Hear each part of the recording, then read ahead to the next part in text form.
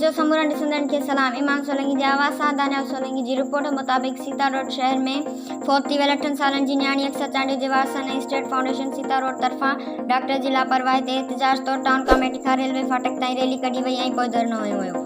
उन मौक़े ते अक्सर जे वारसनि मुजीब चांडियो ऐं स्टेट फाउंडेशन जे सदर सजाद हैदर, सांस सिटी सदर आरिफ जावरी, नायब सदर अहमद नवाज़ सोलंकी, शकील चांडियो, मुश्ताक सोलंकी, तैमीर शाल ऐं ॿिया केतिरा ई मौजूद हुआ।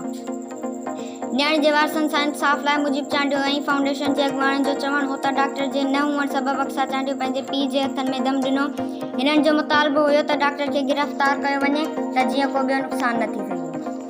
Justice for Justice for We want justice.